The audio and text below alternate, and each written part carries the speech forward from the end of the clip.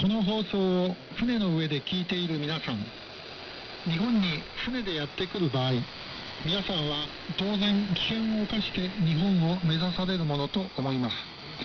無事願いが叶うようお祈りしております。皆さんが無事に日本で保護されるために、日本の近くに来たら次のことを守ってください。まず武器、麻薬などを持っていれば犯罪者として扱われます。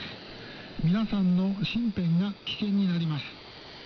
北朝鮮を脱出するとき必要であったとしても、日本に着く前に全て海に捨ててください。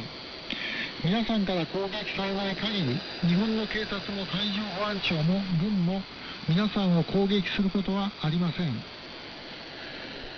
警察官、海上保安官など上陸した場所にいる人の指示に必ず従ってください。日本では犯罪を犯さない限り、皆さんは保護されます。また、拉致被害者など日本に関係のある人が乗っている場合はそれを伝えてください。拉致被害者についての情報をお持ちの方はそれを伝えてください。これは一度だけではなく、警察にも海上保安庁にも、あるいは近くに一般の人たちがいればそれらの方々にも繰り返し伝えてください。拉致被害者が乗っていれば、あるいは拉致被害者に関する情報があれば、日本政府は皆さんに対してそれにふさわしい待遇をします。潮風では船で日本を目指す方々のためにも逐次情報を提供します。ぜひ今後も潮風をお聞きください。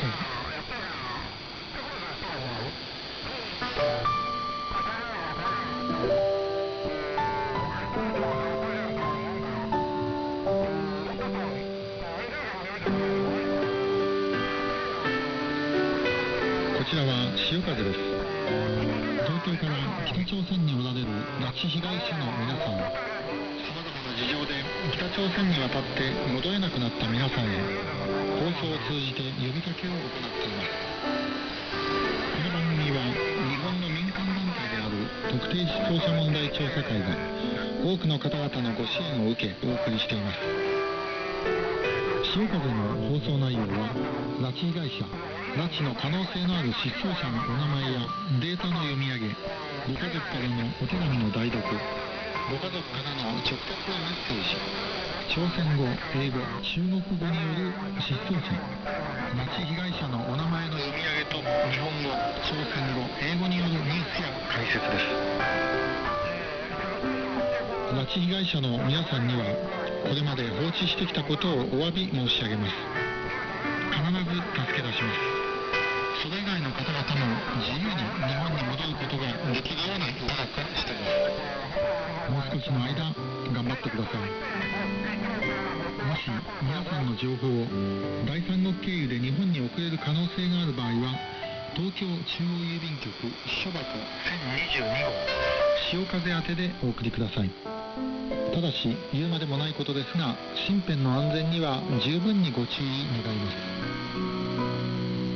こちらは潮風です。東京から北朝鮮におられる拉致被害者の皆さん、さまざまな事情で北朝鮮に渡って戻れなくなった皆さんへ、放送を通じて呼びかけを行っています。この番組は日本の民間団体である特定失踪者問題調査会が多くの方々のご支援を受けお送りしています。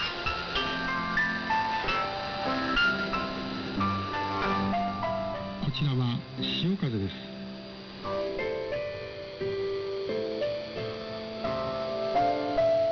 また明日この時間にお会いしましょう。お体をお大事に。JSR、 こちらは潮風です。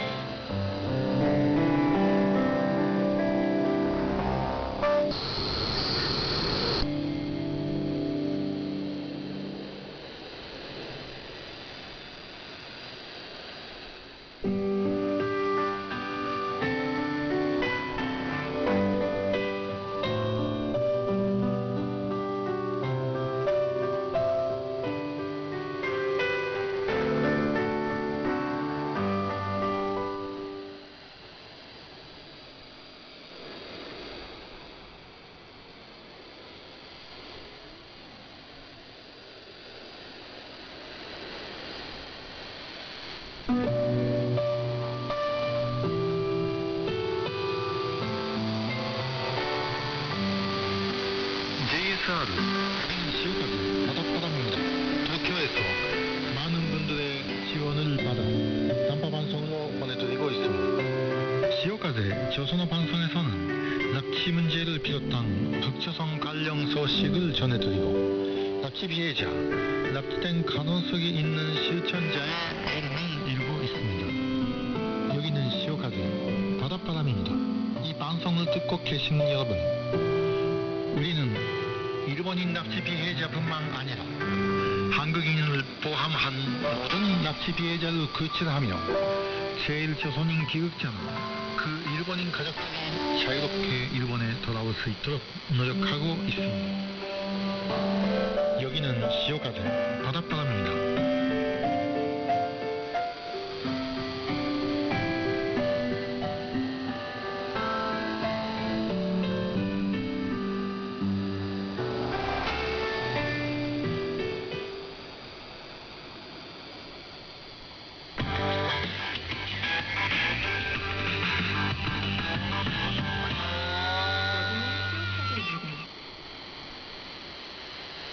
후지산은 알고 있다의 시간입니다.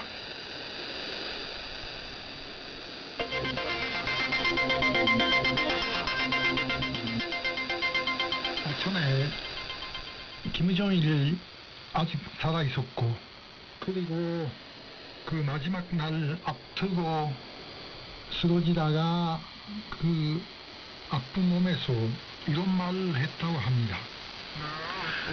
우리 집도 일본 화실같이 돈목은 배고 권위만 갖고 그냥 있는 게 좋지 않는다. 그런 말을 했다고 합니다. 하지만 일본인으로서 그 말을 들으면 아주 어처구니 없는 말이라고 할 수밖에 없습니다. 하나는 우리 환시에 있어서는 숙중이나 그런 것은 전혀 없었습니다. 2600년 전부터 이어지는 우리 환시는 그동안 여러 가지 어려운 상황을 겪고도 그냥 남계로 이루어지고 있습니다. 이번 국회에서 환실정범이라는 그 환실의 법률이 개정되었습니다. 하지만 앞으로도 남계로 그냥 끌려오는 것은 권소 확정할 수 있었습니다. 일본 국민의 환실에 대한 장례적인 김일성, 김정일, 김정은 요즘 그 3대하고는 전혀 다릅니다. 공포심이 있는 것도 아니고 그냥 진근감만 있습니다. 이에 대해서 한마디 말씀드리면 역시 문제는 김일성, 김정일 관계입니다. 김정일의 모친인 김정숙을 자살했다고 합니다. 그 이유는 김일성의 외도 때문이었다고 합니다. 다른 여자를 사랑하고 이에 대해서 싸웠다가 김정숙은 스스로 목숨을 걸었습니다.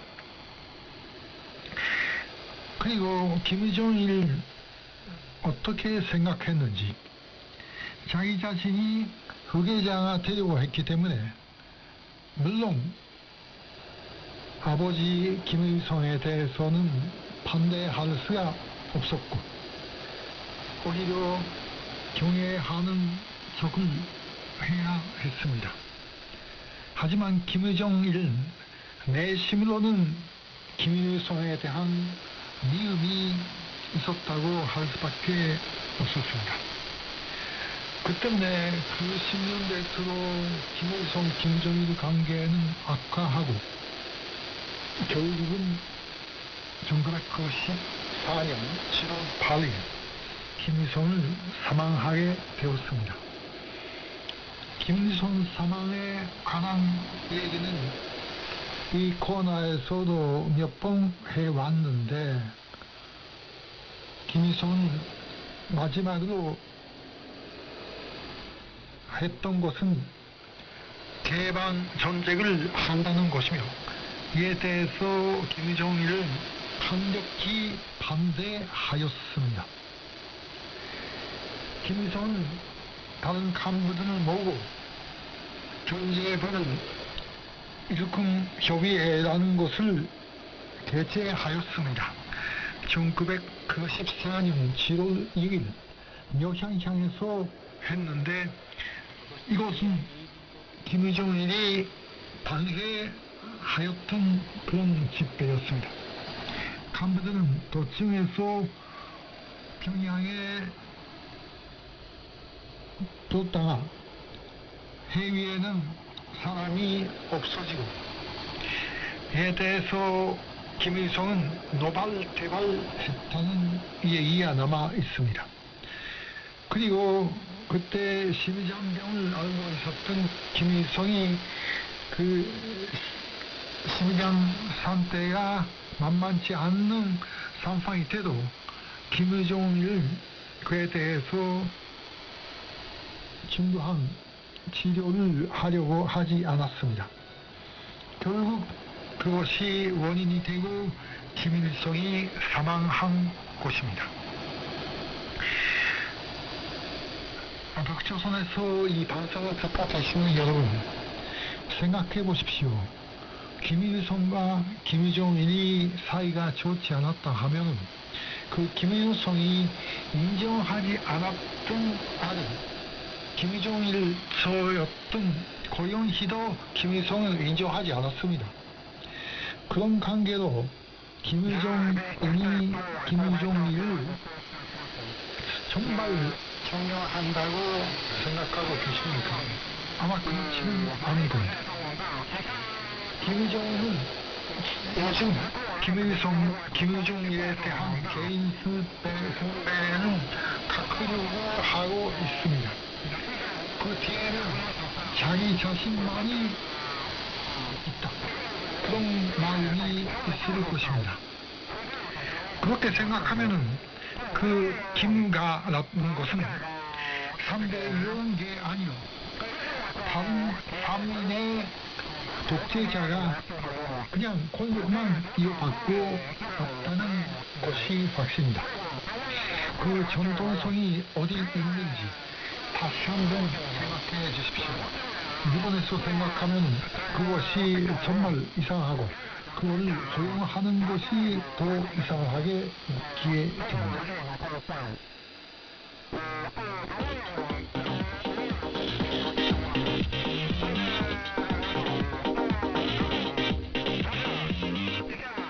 부지사는 알고 있다의 시간이었습니다.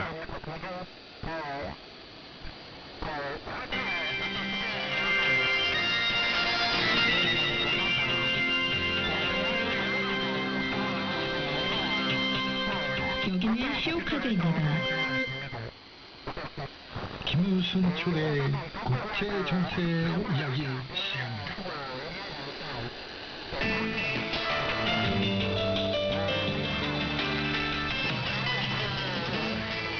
조선의 인민과 간부 여러분, 안녕하십니까? 지금 이 시간 라디오 앞에 앉아 계신 모든 분들께 진심으로 인사드립니다. 오늘 시간에는 미국의 트럼프 대통령이 세계의 독재자들을 다루는 전략을 완전히 바꾸어 버렸다는 데 대해 말씀드립니다. 과거에 미국은 독재국가를 처리할 때 독재자와 그에 충성하는 정권을 완전히 붕괴시키는 전략을 써왔습니다. 그런데 지금은 이러한 전략이 완전히 달라졌습니다. 어떻게 달라졌는가? 지금의 조선을 실례로 설명하면 이렇습니다. 미국이 조선의 독재자 김정은만을 제거해버리고 현재의 내각과 최고위급 지도자들은 모두 살려둡니다. 물론 그 중에서 미국의 말을 듣지 않고 결사적으로 저항하는 자들을 당연하게 김정은과 함께 제거해버립니다.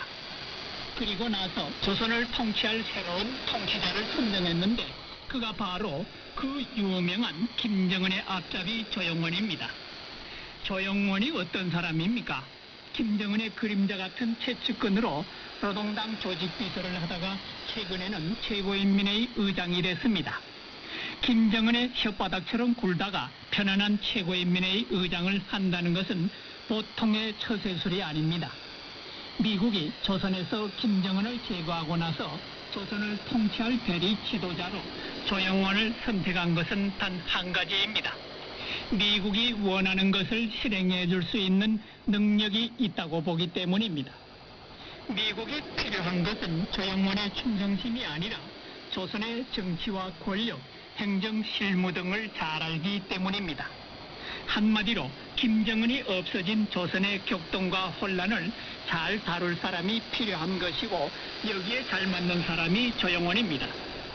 이것이 바로 독재국가를 다루는 미국의 바뀐 전략의 핵심입니다.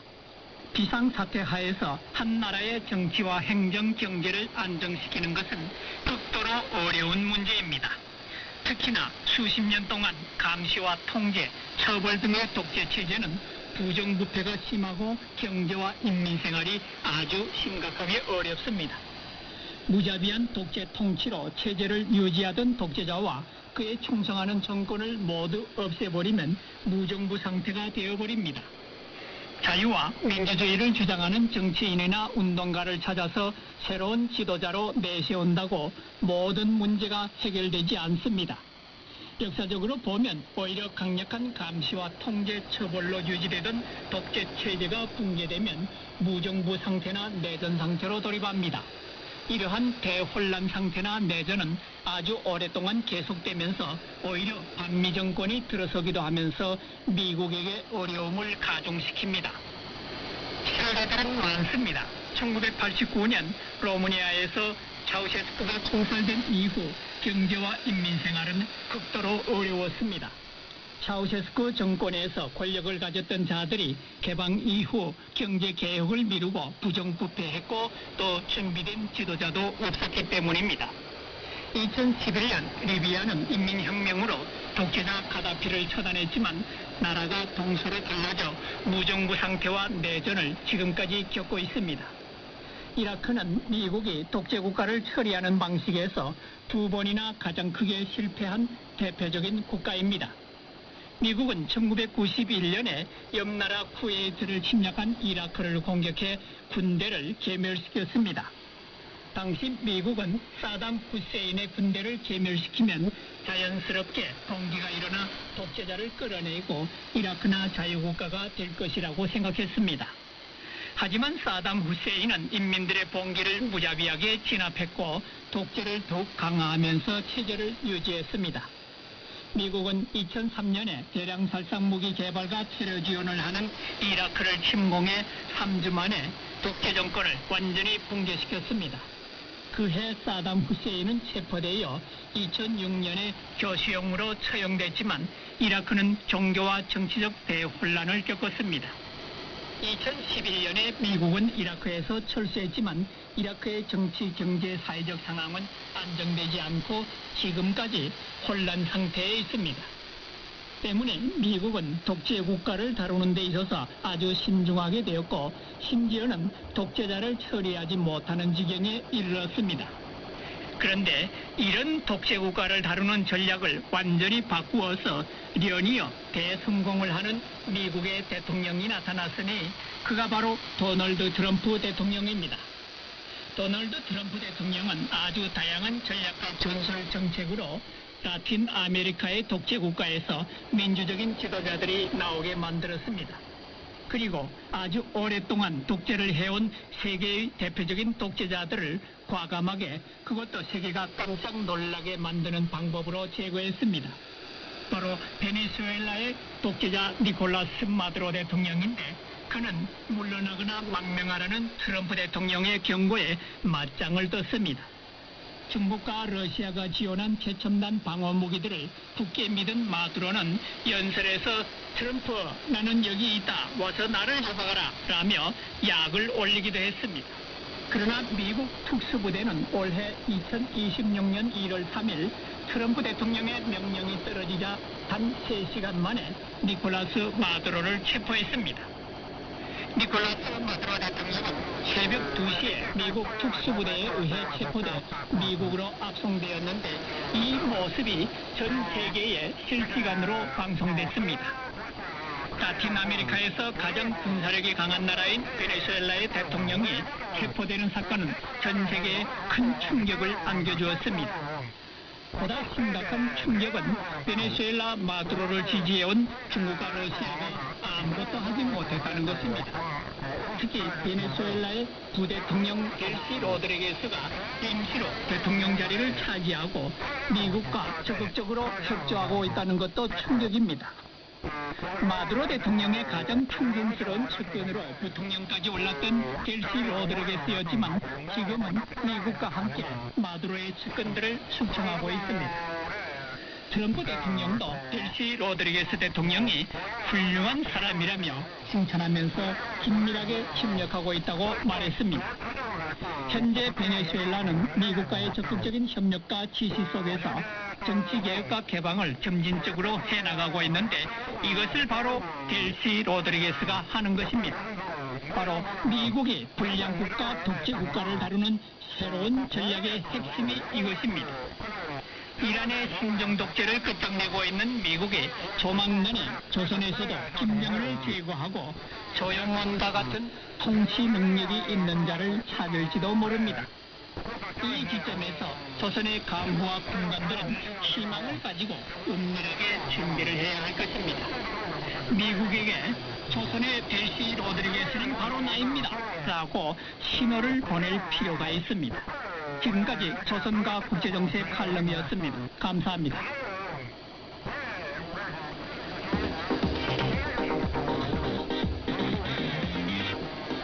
김신철의 국제정세 이야기를 마치겠습니다.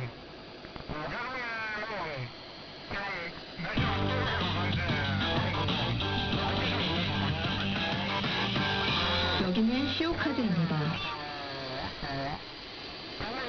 다음은 장원재의 전리마 보도 코너입니다.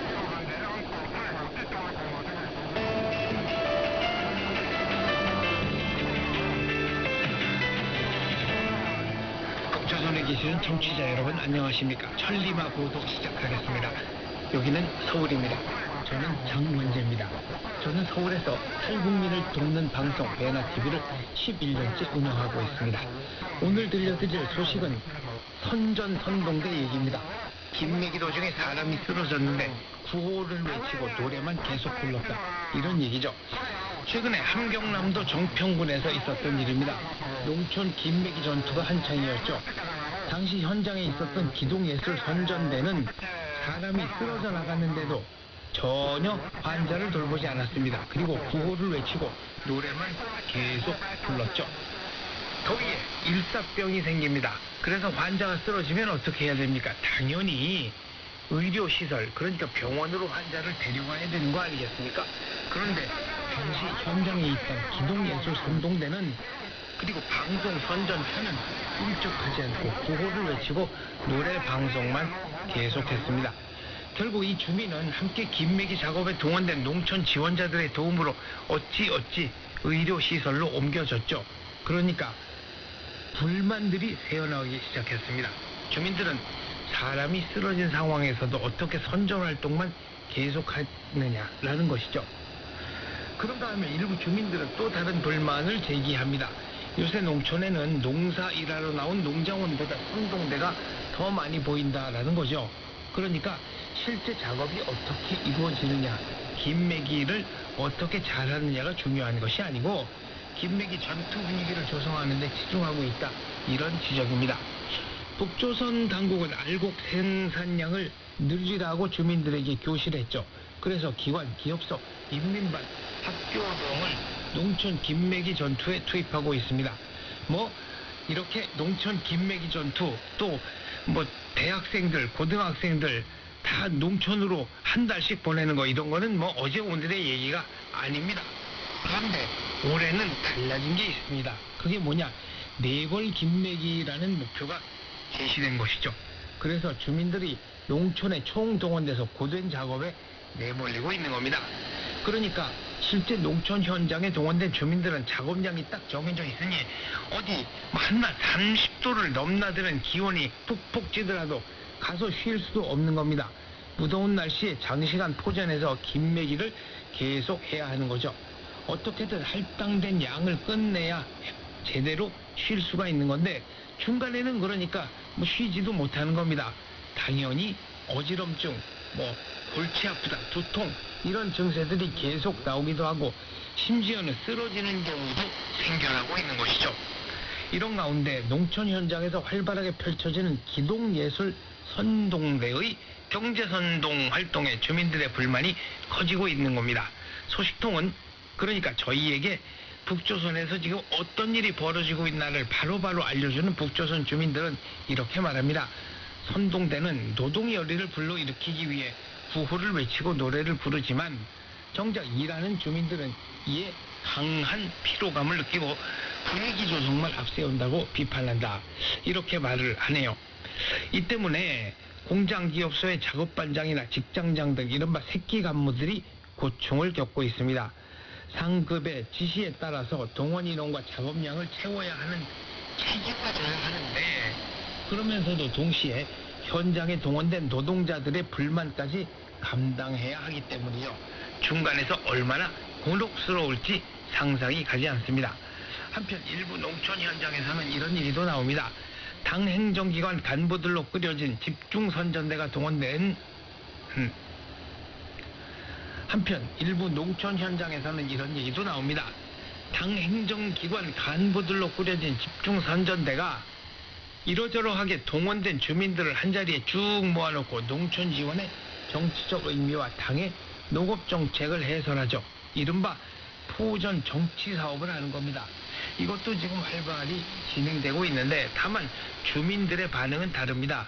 논두렁에 서서 구호와 노래로 작업 분위기를 띄우는 선동대보다 더 나쁘다는 거죠. 작업을 중단시키고 사람들을 불러 모아서 괜히 정치 사업을 벌이는 집중선전대가 더 못마땅하다 이런 얘기입니다. 왜냐? 할당된 작업량을 빨리 끝나야 하는데 괜히 시간을 빼앗아서 귀가만 늦춘다 이런 얘기죠. 그래서 아까 말씀드린 그 소식통은 이런 얘기도 전해줬습니다. 김매기 전투에 동원된 주민들 사이에서 어디를 가나 선전하는 사람뿐이면 일은 누가 하느냐고 푸념하는 말들이 계속 나오고 있다는 거죠. 그렇습니다. 일을 실제로 하는 것이 중요하지 선전, 선동하고 정치 선전하고 이런 게 중요하겠습니까? 그런데 북조선에서는 실제 일하는 것보다도 거칠해. 그러니까 선전, 선동 사업하고 홍보 사업하고 이렇게 정치 사업하고 하는 것을 더 중요하다고 생각합니다. 그러니까 어떻게 되겠습니까? 10명이 할 일을 20명, 30명, 40명, 50명이 나눠서 하는 거나 똑같이 되는 겁니다.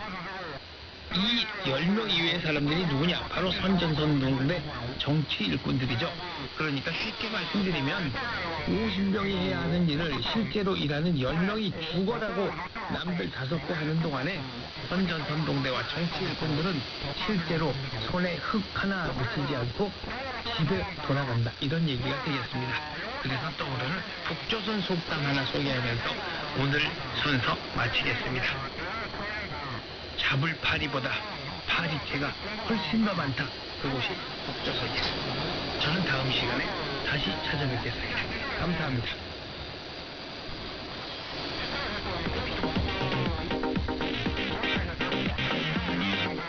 장원재인 전리마 보도였습니다.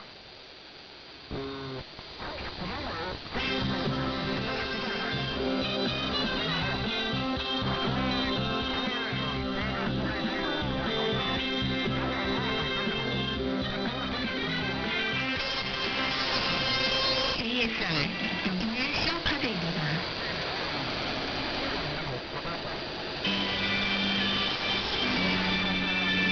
일본 정부가 보내는 가족의 메시지입니다. 납치 피해자 아리모토 케이소스에게 가족이 보내는 메시지입니다. 케이소스의 아버지 아리모토 아키시로 씨의 메시지입니다. 이 메시지는 2014년 5월 도쿄에서 개최된 국민 대집회에서 수록한 것입니다. 북조선이 평화 국가가 되는 것은 북조선이 국민뿐만 아니라 세계의 모든 나라의 사람들이 찬성하는 것.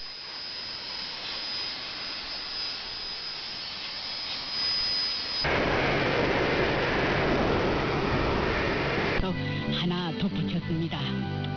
부모 세대가 한 일이라고 하면서 김정은이 매우 죄송하다고 사죄하고 저는 되돌려 보내는 것이 사람이 할 일이라고 총리에게 그렇게 말했습니다.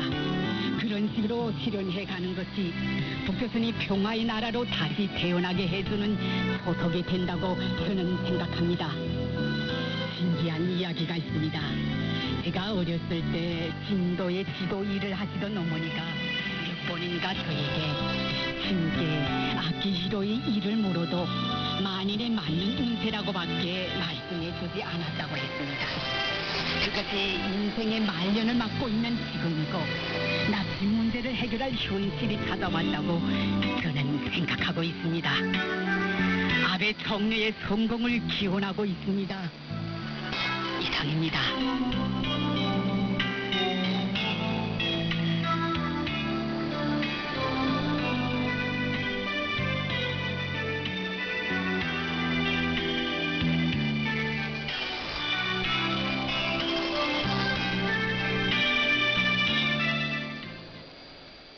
JSR, 여기는 시오카제입니다.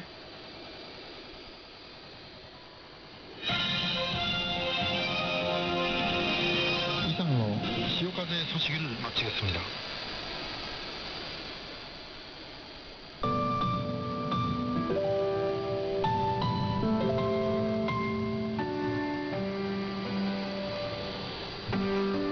여기는 시오카제 바닷바람입니다.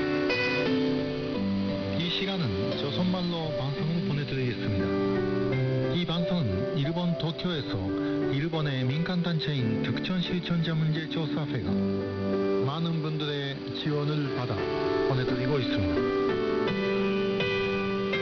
시오카제 조선어 방송에서는 납치 문제를 비롯한 북조선 관련 소식을 전해드리고 납치 피해자, 납치된 가능성이 있는 실천자의 이름을 읽고 있습니다. 시오카제는 기타 일본어, 중국어, 영어로 방송돼 있고 일본어 방송에서는 납치 피해자 여러분께 가족분들한테 편지나 익선 메시지도 보내드리고 있습니다. 이 방송을 듣고 계신 여러분 가운데 일본인 납치 피해자를 목격하거나 관련된 정보를 가지고 계신 분은 제3국을 통해서라도 일본으로 알려주십시오. 물론 주위에는 충분히 조심하셔야겠습니다. 일본에 의편을 보내주실 수 있으시면 도쿄 중앙우체국 사소함 1025 시오카제 앞으로 보내주시기 바랍니다. 여기는 시오카제 바닷바람입니다.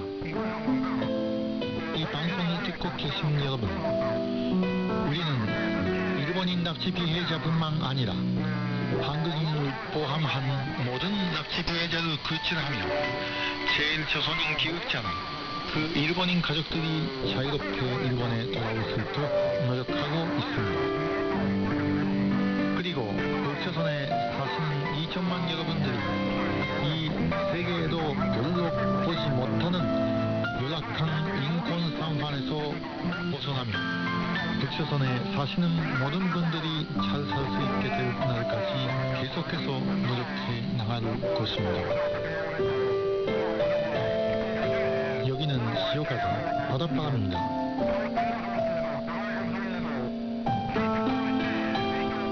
내일 다시 이 시간에 뵙겠습니다. 안녕히 계십시오. JSR, 여기는 시오카제 바닷바람입니다.